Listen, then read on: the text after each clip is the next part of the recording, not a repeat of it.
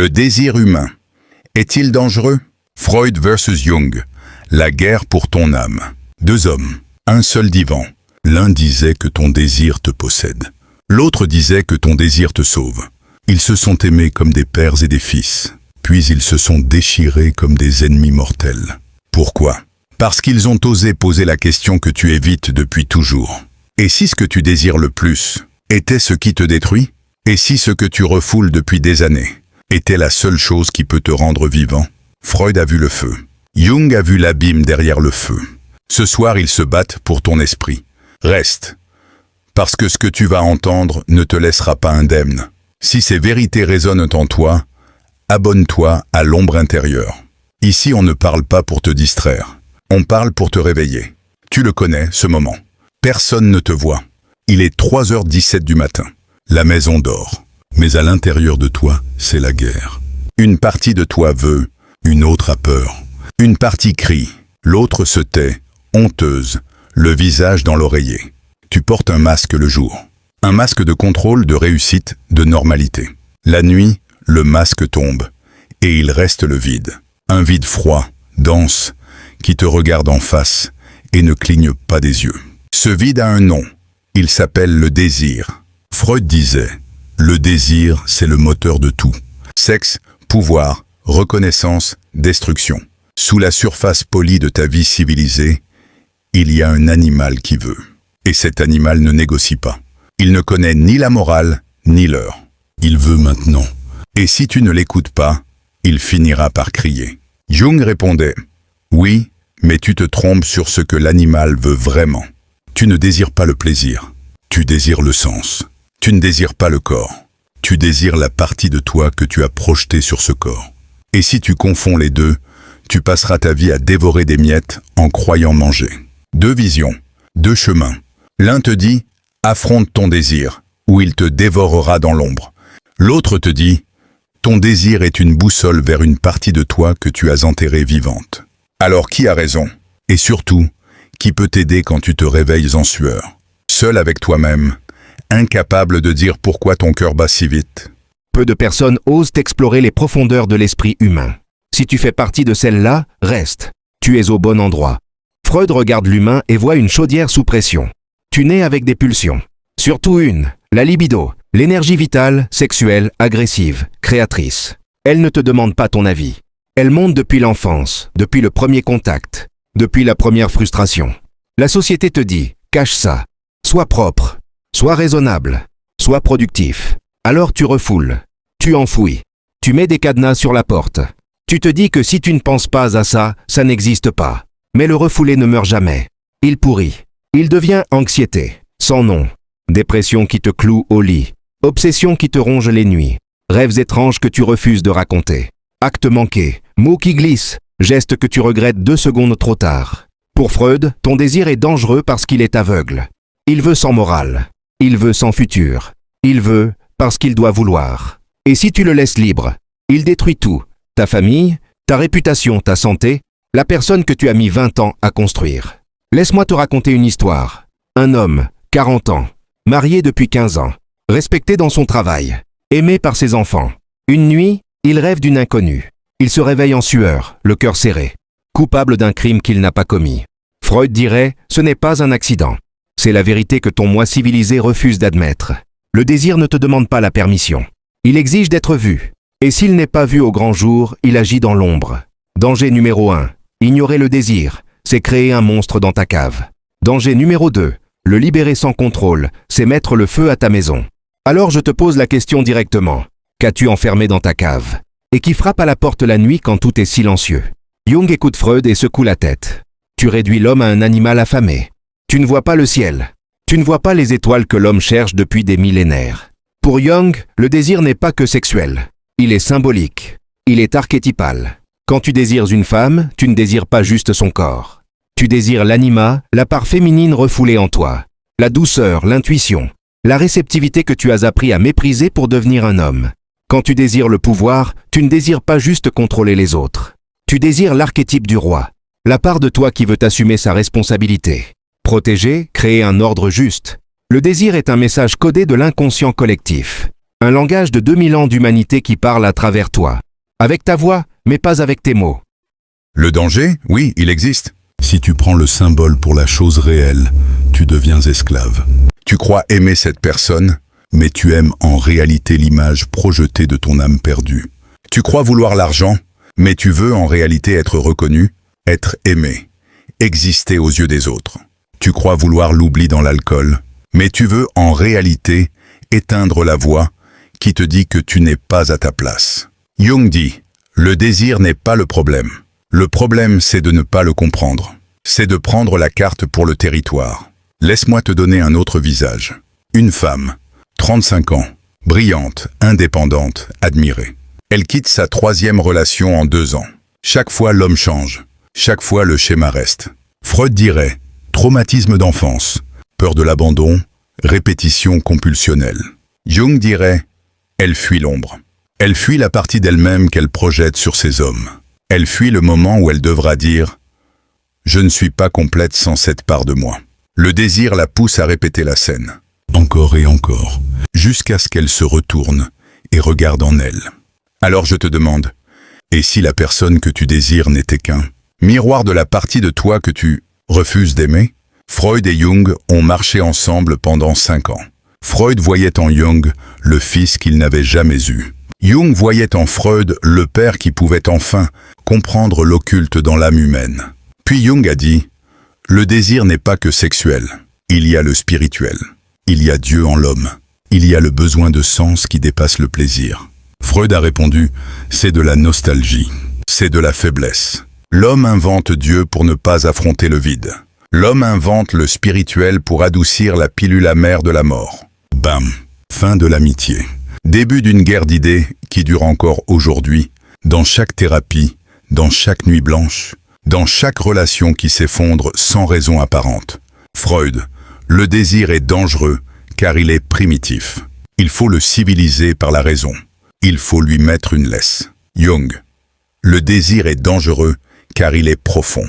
Il faut le descendre, l'affronter, l'intégrer. Sinon, il te possède par l'ombre. Tu sens cette tension en toi, n'est-ce pas? Une part de toi veut des réponses simples. Contrôle-toi, discipline-toi, ferme la porte.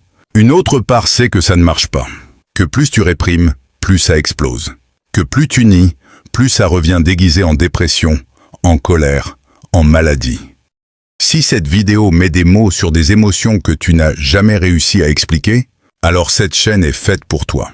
Abonne-toi à l'ombre intérieure. Laisse-moi te montrer ce que ça donne quand l'ombre reste dans l'ombre. Un homme au mariage de son meilleur ami. Il sourit, il lève son verre. Il dit les bonnes phrases. À l'intérieur, il hurle. Il a 32 ans. Il a tout fait bien. Études, travail stable, copine parfaite, appartement propre. Mais chaque soir, il rentre chez lui et ressent un vide qui lui ronge la poitrine. Un vide qui n'a pas de nom. Freud dit, tu refoules ta colère, ta sexualité, ton envie de tout brûler et de recommencer. Jung dit, tu refoules ta vie, la vie que tu n'as pas osé vivre pour plaire à ton père, pour correspondre à l'image qu'on attend de toi. La nuit, il rêve qu'il tombe. Toujours. Il chute dans un gouffre noir, et personne ne l'entend crier. L'ombre frappe à la porte, et il fait semblant de ne pas entendre. Combien de temps peux-tu faire semblant avant que l'ombre ne défonce la porte? Regarde maintenant l'autre visage. Une femme brillante en réunion. Elle parle, elle convainc, elle dirige. Sa voix ne tremble jamais. Le soir, elle est seule dans sa douche. L'eau chaude coule sur son visage, et elle pleure sans savoir pourquoi. Elle porte le masque de la femme forte, mais son désir dit « J'en ai marre. Je veux être tenue. Je veux être faible 5 minutes sans qu'on me dise que je dois tenir. Je veux qu'on me voie au-delà du rôle. » Freud voit une névrose. Jung voit une âme coupée en deux. Le danger du désir, c'est qu'il te démasque. Il te montre que tu n'es pas l'image que tu vends. Et ça fait mal, ça fait honte, ça donne envie de courir, de se noyer dans le travail, dans les écrans, dans n'importe quoi qui étouffe la voix. Mais c'est là que commence la vérité. Et il y a le désir de l'autre. 2 amants, ils se désirent, ils se blessent, ils se réconcilient, ils répètent. Pourquoi répètes-tu toujours le même schéma? Pourquoi choisis-tu toujours le même type de personne qui te détruit un peu plus? Freud dirait, Répétition compulsionnelle. Tu rejoues le traumatisme de l'enfance. Tu cherches à gagner la bataille que tu as perdue à 5 ans. Jung dirait, tu projettes ton archétype non intégré. Tu cherches ton anima, ton animus, à l'extérieur. Tu cherches à l'extérieur ce que tu refuses de devenir à l'intérieur. Le désir te lie à l'autre, et c'est magnifique, et c'est terrifiant, parce que l'autre peut te sauver, et l'autre peut te détruire, et tu ne sais jamais lequel des deux se produira avant qu'il ne soit trop tard. Ici, nous explorons les vérités que la plupart des gens préfèrent ignorer. Si tu veux comprendre l'être humain au-delà des apparences, rejoins l'ombre intérieure. Écoute bien, parce que maintenant ça devient personnel. Et si ton plus grand ennemi n'était pas dehors, mais caché derrière tes yeux, et si ce désir que tu appelles faiblesse était en réalité un appel au secours de ton âme? Qui contrôle réellement ton esprit? Toi ou la partie de toi que tu refuses de voir? Es-tu vraiment libre ou joues-tu un rôle écrit par ton ombre il y a 20 ans? Le désir monte, il ne te laisse pas tranquille. Tu peux le noyer dans le travail. Le sexe, la distraction, les voyages, les achats, les likes, mais il revient, plus fort, plus sombre, plus exigeant, parce qu'il ne veut pas te détruire. Il veut que tu le regardes en face. Freud avait vu juste sur une chose, le refoulé revient. Mais il revient tordu, déformé, déguisé en symptômes. Jung avait vu plus loin. Ce qui revient n'est pas juste un souvenir sexuel. C'est une partie de toi qui demande à naître. Laisse-moi te raconter ce qui se passe quand tu continues à fuir. Tu commençais à te haïr. Pas fort, pas tous les jours, mais par petites doses. Tu te regardes dans le miroir et tu vois un imposteur. Tu te dis que si les gens savaient ce que tu penses vraiment, ils partiraient. Alors tu joues plus fort le rôle, tu ris plus fort, tu travailles plus tard. Et la nuit, le vide grandit. C'est ça, la souffrance silencieuse. C'est de porter un secret contre toi-même. C'est de savoir que tu mens, même quand tu dis la vérité. Le désir dans cet état devient poison. Il te pousse vers des choix qui te détruisent lentement.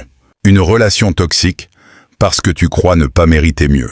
Un travail qui te vide parce que tu crois ne pas avoir le droit de vouloir plus. Une addiction parce que 5 minutes sans penser, c'est le seul répit. Et pourtant, même là, même dans la boue, le désir parle. Il dit, ce n'est pas ça. Ce n'est pas ça ta vie. Jung disait, ce que tu refuses te possède. Freud disait, ce que tu refoules revient sous une forme tordue. 2 hommes, une même vérité. La seule différence, c'est la profondeur à laquelle ils regardent. Maintenant, écoute, parce que c'est ici que tout bascule. Le désir humain n'est ni bon ni mauvais. Il est dangereux seulement si tu lui tournes le dos. Freud avait raison, ignore-le, et il te détruit de l'intérieur. Jung avait raison, nie-le, et il te possède par l'ombre.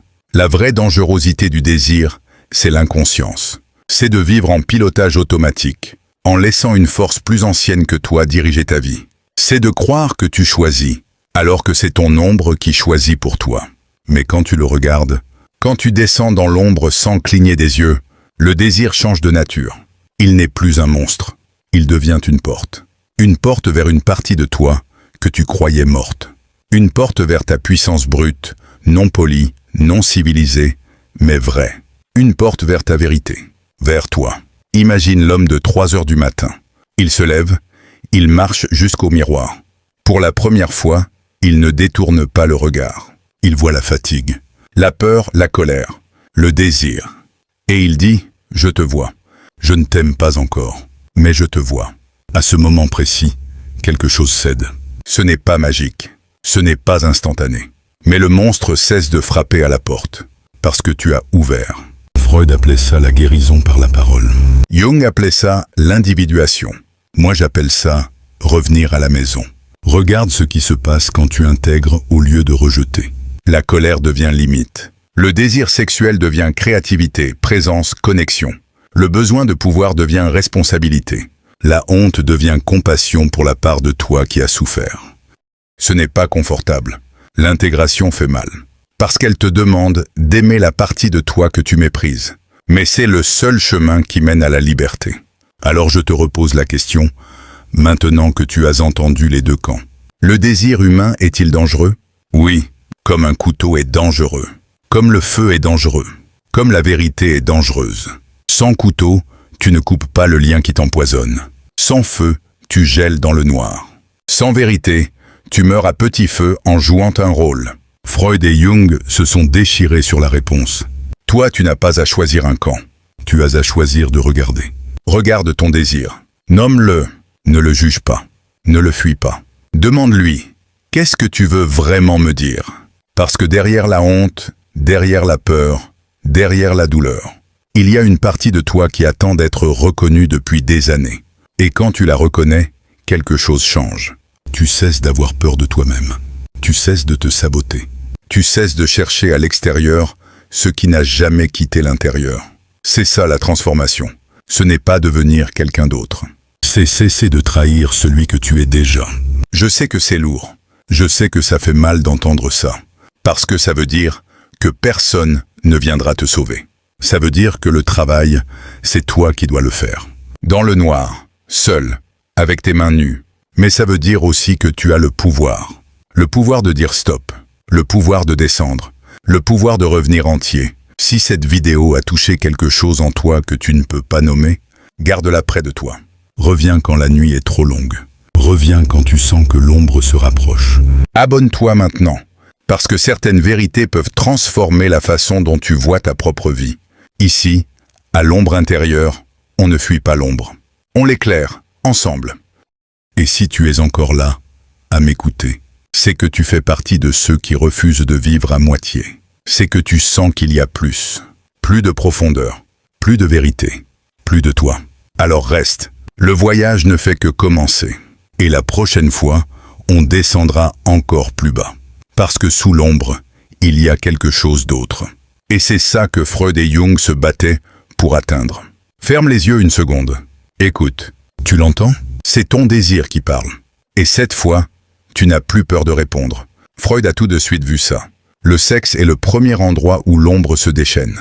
Parce que c'est là que la société te dit le plus fort, cache-toi, tais-toi, honte à toi. Mais Jung va plus loin. Pour lui, la sexualité n'est pas juste une pulsion. C'est un portail. Un portail vers l'union des opposés. Le masculin et le féminin en toi. La lumière et l'ombre. Quand tu refoules ton désir sexuel, tu ne refoules pas que le sexe. Tu refoules ta vitalité, ta capacité à dire oui à la vie. Et ça se voit. Regarde les gens qui vivent dans la répression sexuelle. Leur visage est éteint. Leur parole est plate. Ils vivent à 30% de leur énergie. Laisse-moi te raconter Marc. Marc, 38 ans. Cadre supérieur. Marié, 2 enfants. Extérieurement, rien à dire. Mais depuis 10 ans, il ne touche plus sa femme. Pas par manque d'amour, par honte. À 16 ans, on l'a surpris. On lui a dit que c'était sale. Que les bons garçons ne font pas ça. Alors il a enterré ça, profond. Résultat, il ne ressent plus rien. Ni désir, ni joie, ni colère. Il est mort à l'intérieur en étant vivant. Freud dirait névrose de conversion. Le corps a pris le coup à la place de la psyché. Jung dirait l'ombre sexuelle te dévore parce que tu refuses de la regarder. Et tant que tu ne descends pas dans cette cave, tu ne vivras jamais pleinement. Question brutale. Quelle partie de ta sexualité as-tu jetée à la poubelle pour être aimé? Et non, ce n'est pas une question de pornographie ou de perversion. C'est une question de vie.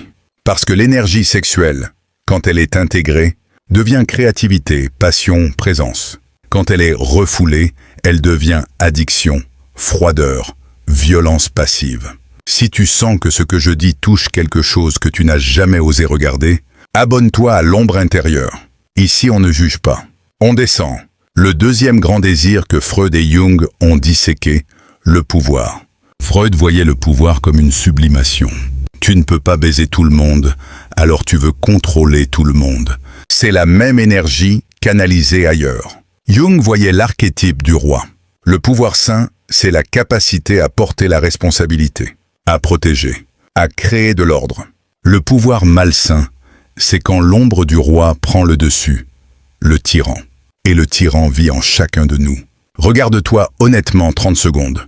Quand est-ce que tu as voulu que l'autre se taise juste pour avoir raison?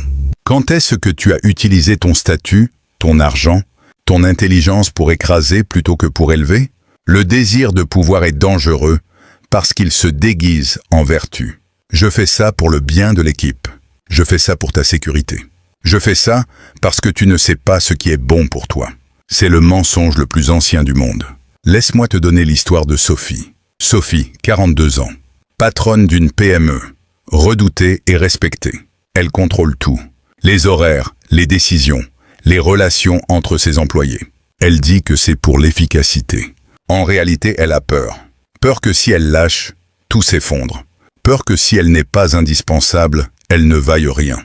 Freud dirait angoisse de castration. Peur de perdre le contrôle. Jung dirait l'ombre du tyran. Elle projette sur ses employés sa propre incapacité à se faire confiance. Le jour où Sophie a accepté de dire « je ne sais pas », son entreprise a respiré. Parce que le pouvoir intégré ne contrôle pas. Il libère. Le désir de pouvoir devient dangereux quand tu ne sais pas que tu en as. Quand tu le nies, il dirige ta vie en secret. Et tu deviens ce que tu détestes. Ici, on parle des vérités que personne ne veut admettre sur soi-même. Si tu veux continuer à descendre, rejoins l'ombre intérieure. C'est ici que Freud et Jung se sont vraiment déchirés. Freud, le désir spirituel, c'est de la régression. C'est le besoin de retrouver le Père.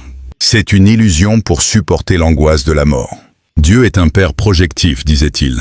Une névrose obsessionnelle collective. Jung, le désir spirituel, c'est la preuve que l'homme n'est pas qu'un animal. C'est l'appel du soi. L'appel à la totalité. Tu peux appeler ça Dieu, l'univers, le Tao, peu importe. Mais nier ce désir, c'est te couper de la dimension la plus haute de toi-même. Et c'est là que ça devient personnel pour toi. Quand tu ressens ce vide à 3 heures du matin, ce n'est pas juste un manque de sexe, d'argent, d'amour. C'est un manque de sens. Tu peux avoir tout ça et sentir que c'est vide. Parce que l'âme a faim. Le danger du désir spirituel, c'est de le fuir dans les extrêmes. Soit tu deviens cynique, tout est bullshit. Soit tu deviens fanatique, moi seul détiens la vérité. Les deux sont des façons de ne pas regarder. Le chemin de Jung, c'est l'individuation. Descendre dans l'ombre, intégrer l'ombre et remonter vers le soi. Pas en fuyant le monde, en y retournant mais entier. Exemple concret, un homme quitte son job à 45 ans. Il gagne 3 fois moins. Mais il dit « Pour la première fois, je me sens vivant ». Freud dirait « fuite maniaque ». Réaction à la dépression. Jung dirait « Il a enfin entendu l'appel du soi ». Le désir spirituel a gagné sur le désir de sécurité. Question finale de ce chapitre. Qu'est-ce que tu désires vraiment quand tu enlèves l'argent? Le sexe, la reconnaissance? Il y a un troisième danger dont personne ne parle. La projection. Quand tu refuses de regarder ton désir, tu le projettes sur l'autre. Et soudain, ce n'est plus toi qui as un problème. C'est ton conjoint qui est trop distant. C'est ton patron qui est toxique. C'est la société qui est malade. Freud appelait ça le déplacement. Jung appelait ça l'ombre projetée. Et c'est vicieux, parce que ça te donne l'impression d'agir. Tu te bats contre l'autre, tu cries, tu coupes les ponts. Mais tu ne fais que te battre contre toi-même dans un miroir. Laisse-moi te donner un exemple simple. Un homme déteste l'arrogance chez les autres. Il ne supporte pas les gens qui parlent fort, qui prennent de la place. Il passe sa vie à les éviter, à les critiquer. Jusqu'au jour où, en thérapie, il comprend. Ce qu'il déteste, c'est la part de lui qui voudrait prendre de la place. Mais il a appris à 12 ans que c'était dangereux. Alors il l'a enterré. Et maintenant, il la voit partout, sauf en lui. Le désir de puissance, de visibilité, de reconnaissance vit toujours en lui. Mais il le vit par procuration, en haïssant ceux qui l'expriment. Jung disait « Tout ce qui t'irrite chez l'autre est une part de toi que tu refuses d'accepter. » Et c'est pour ça que le travail sur le désir est impossible, sans le travail sur l'ombre. Parce que tant que tu projettes, tu esclaves. Question pour toi. Quelle qualité chez les autres te met hors de toi? Et si c'était un message? Alors voilà la vérité que Freud et Jung se battent pour te dire depuis 100 ans. Le désir humain est dangereux, parce qu'il est sacré.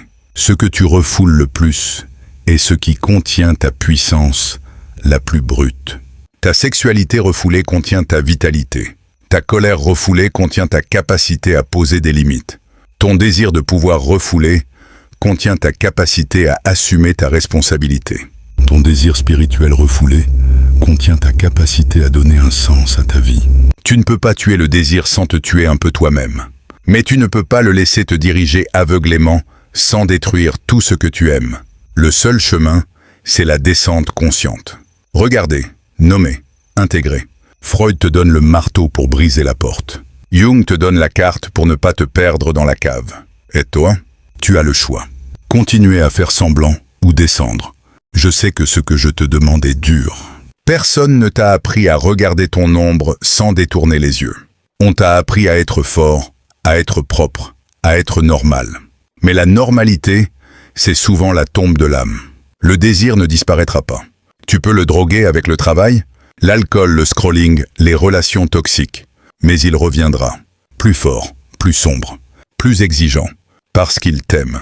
Il t'aime assez pour ne pas te laisser mourir à moitié. Alors écoute-le, pas pour lui obéir aveuglément, mais pour comprendre ce qu'il essaie de te dire depuis des années. Freud et Jung sont morts, mais leur guerre continue en toi. Chaque jour, chaque choix. Et la seule façon de gagner cette guerre, c'est de ne plus avoir peur de toi-même. Il y aura des nuits où tu voudras tout arrêter. Où tu te diras que c'est plus simple de faire semblant. C'est normal. L'ombre résiste. Elle a peur de disparaître. Mais rappelle-toi une chose. Ce n'est pas toi qui disparaîtras. C'est le mensonge. Et quand le mensonge tombe, il reste toi.